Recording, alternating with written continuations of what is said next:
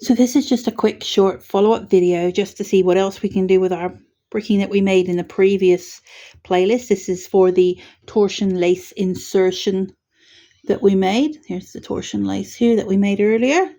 This is the same pricking, but we're going to do a whole load of different stitches on it just to show the variety and all sorts of things that you can do with just one pattern, and that everybody interprets things differently. So I've got the same amount of pairs. I've just rewound them with bits of thread that I had left over. So it's 12 pairs on the same pricking that we made before. So on each of the two temporary pairs with the white pin heads, there are 2 pairs, 2 and 2. And I have hung them both on side by side so that they stay with their colour. If you hang them on rainbow style or open, you will find that as they pair up, you will get one of each. And I don't want that right now. That's a fine effect if that's what you're aiming for, but it's not what we're doing today. So we have our 12 pairs. We're all ready to go. The first stitch we'll be doing is the Torchon Double Stitch. But first of all, we have to do our edging. So this is how we do our right hand edge, just a quick reminder. So this is the passive pair that's going to be following that ruled line, that vertical line all the way down. That's worked in cloth stitch. We're doing double twist because we're doing an edge pair. Double twist that one. And then we're doing our cloth stitch. And then we're doing a double twist. This is exactly the same as it was in the previous video. And there are extra steps on those videos if you need a refresh. Give that one a good tension there. Back through the passive. And now we're going to start our row of Torchon Double Stitch. Now, as this name implies, this is a normal torsion, as you can see here. And that's half stitch, pin, half stitch. That's all that is. Torchon Double is exactly what it says. So you do half stitch, pin, half stitch, half stitch. Or another way of remembering it is cloth stitch twist, pin, cloth stitch twist. So I'm going to twist that one first, and then we're going to do half stitch,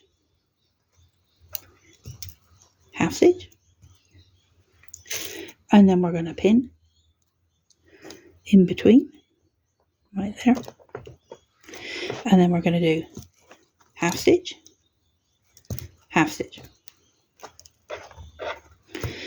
So like I said, there's a couple of ways of remembering this one, but you will notice a distinct difference between this one and the torsion that we had before. So this one we're going to do cross, twist, cross, twist. And then we're going to pin in the middle, cross, twist, cross, twist.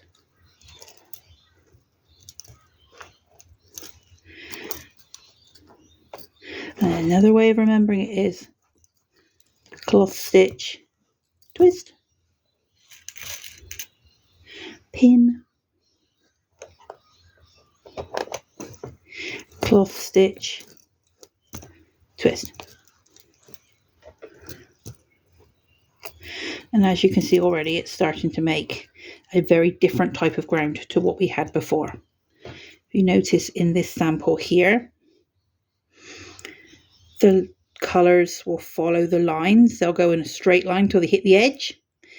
These ones here won't do that because of the way the stitches work, and you'll find you get little zigzags all the way down, depending on how far you want to go with these ones.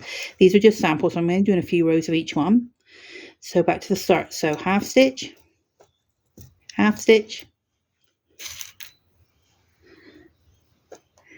pin, half stitch, half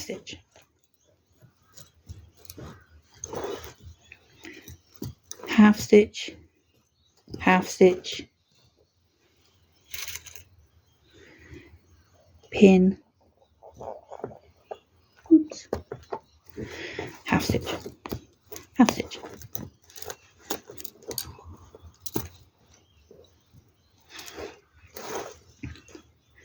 cross, twist, cross, twist,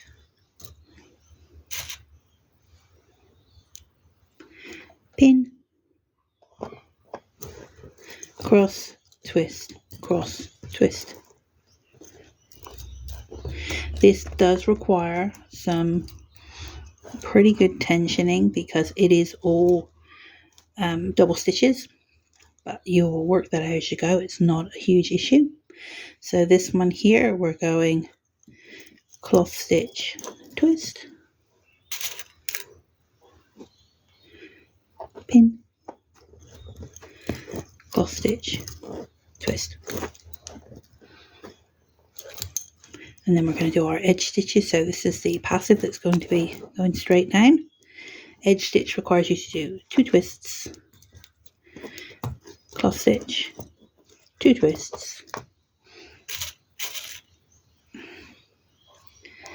and then pinning to the side of the passive pair, making sure that the workers are on the other side of it.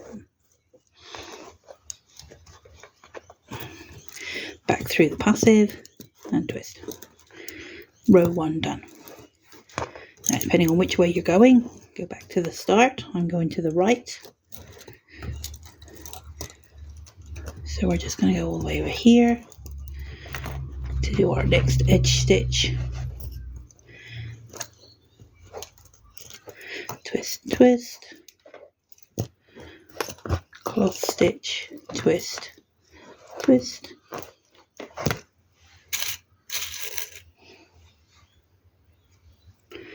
Pop a pin in, back through the passive and cloth stitch, and then we're twisting because we're going into the ground.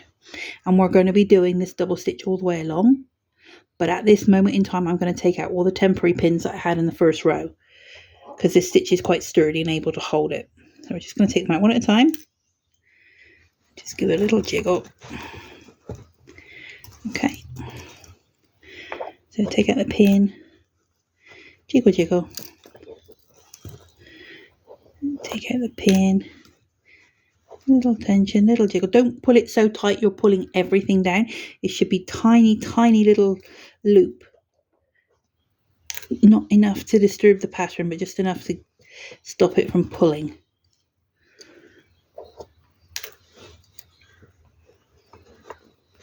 You'll probably find one bobbin pulls a lot easier than the other ones. That's quite normal. I'm going to leave the passives for now. So the temporary red pins are going to be staying there, and the ones on the edge are also going to be staying there for this particular round. But we now have a nice straight edge at the top. Okay, so we're going to go through again. So cross, twist, and then pin.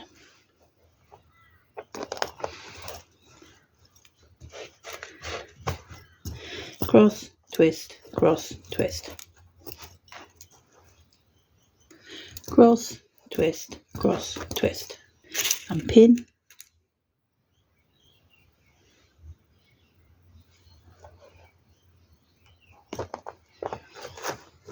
Cross, twist, cross, twist. So another way of remembering it, half stitch,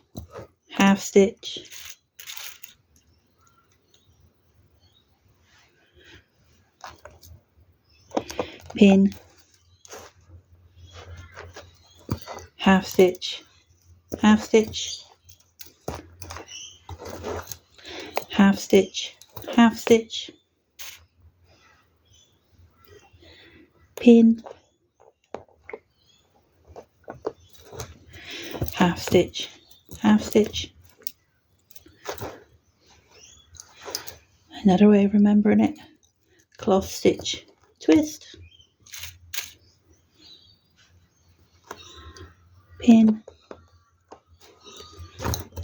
cloth stitch, twist.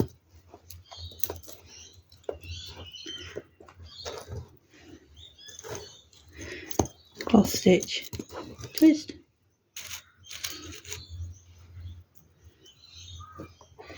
pin,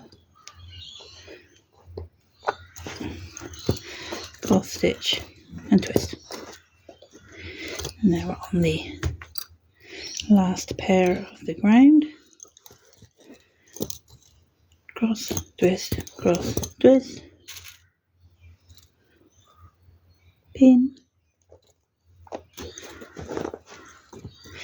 and then however you want to remember that one. And then we're back, so we'll just be doing the edge stitch, and then we're going back to the beginning.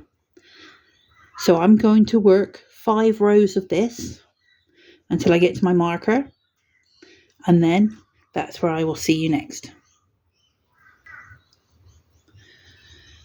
So I've done a few rows of the torsion double stitch, and as you can see, it produces a really attractive little zigzag pattern if you use different colours, and it is completely different to the torsion ground that we made previously. I don't know if you can see that there. I'll put them together at the end.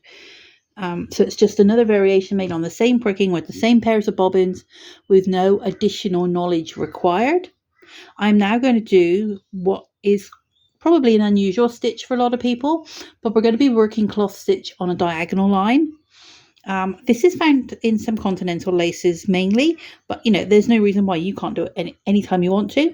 So I've done the edge stitch. I have twisted this one. I just want to separate in the ground there, and it's good practice to just keep doing the things that you know. And we're just going to be doing cloth stitch all the way down with all the pairs of bobbins. Nothing unusual, nothing different to anything that we've learned before, just the same as we would if we were doing it horizontally. You just need to work this in single rows. So exactly the same as a torsion pattern. The workers will not go back and do the next row. They'll change because you need to start from up here, just like you would normally. So we're at the passive on the other side. So we're going to twist to separate the ground. Cloth stitch, twist twice, edge stitch, just as per normal. The only difference is what we're changing between the ruled lines. Just mixing it up and give everything. This will require a little bit of tensioning because you're changing stitches. So just hold on to your workers and pull everything a little bit into line. Tell them where they need to be. There we go. And then that one can go back through there, through the passive in cloth stitch and twist once. And we go back to the beginning. We're going to do 2 rows of this. This just separates out the ground stitches so you can see what you're doing, where you're going, what's going on. And then because you're doing cloth stitch, if you want to add a twist here, absolutely do so. I'm going to because it's coming through the line. You don't have to. It depends on the look that you would like to give your lace. So make those a little bit longer. And that one there is going to run out soon. That's okay. All right. And then we're going to twist twice and do the edge stitch, which, as we all know by now, is cloth stitch and 2 twists. And then we're going to put in the pin. We're going to go through the passive. We're going to twist because we're the other side of the line. Give everything a good tension. And now we're going to go back through in cloth stitch. All the way through, just like we did before. And this is cloth stitch on an angle, on a 45-degree angle. Like I said, it's not seen very often, but you know, who knows, you might start a new trend. It's always worth knowing and looking at unusual stitches, different stitches, things you've never seen before, and using them to your advantage. Okay, it is a little bit spread out on this grid, but that's okay. Right, we're going back through the passive, so I'm going to twist it once. Through the passive, twist it twice. Edge stitch, cloth stitch and 2 twists. Pop in the pin.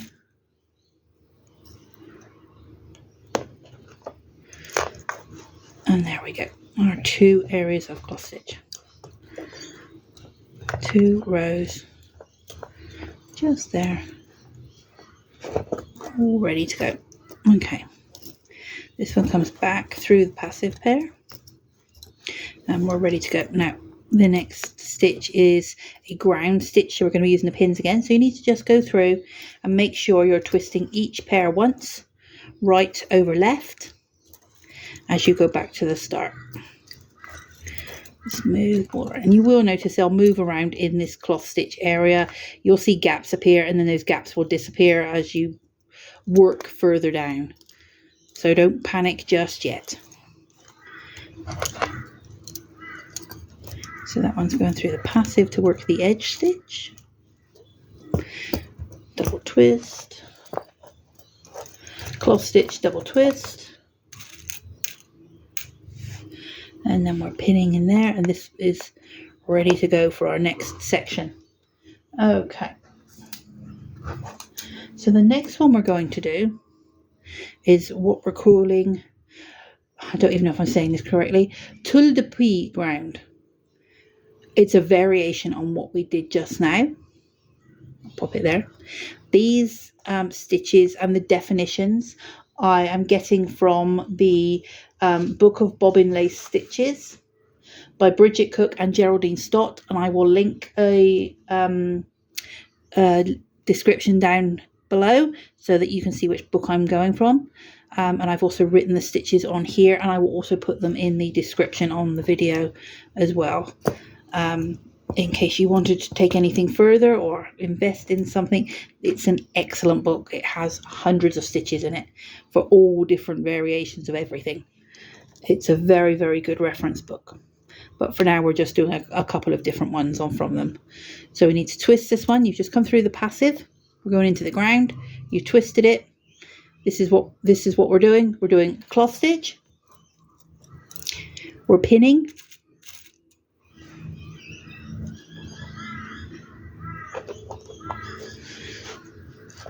We're tensioning, and we're doing cloth stitch and twist. Okay, so let me show that again. Cloth stitch and a pin,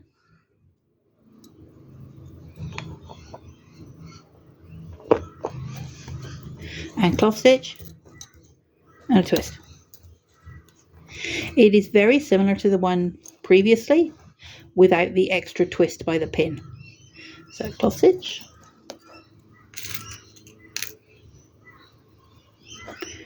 pin, oops. Make sure you're pinning between them.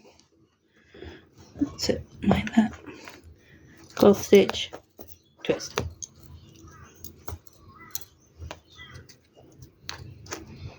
A little bit of extra on that one. So we're going cloth stitch, and then we're pinning, and then we're cloth stitching, and we're twisting. Okay, so it's very, very similar, just not quite as twisted. So we're going cross, twist, cross, pin,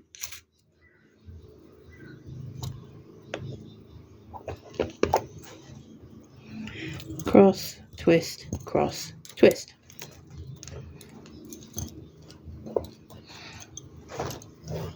And this one, cross, twist, cross. I apologise for the wobbliness of my stand. For some reason it's not behaving today. It's not an earthquake. Cross, twist, cross, twist. Just make these a little bit longer. Cross, twist, cross, pin.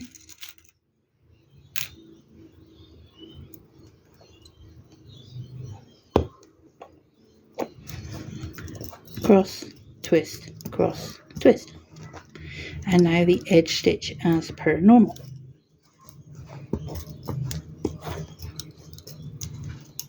I don't think you need any explanation on how to do this anymore. I'm sure you're very prophetic at this now.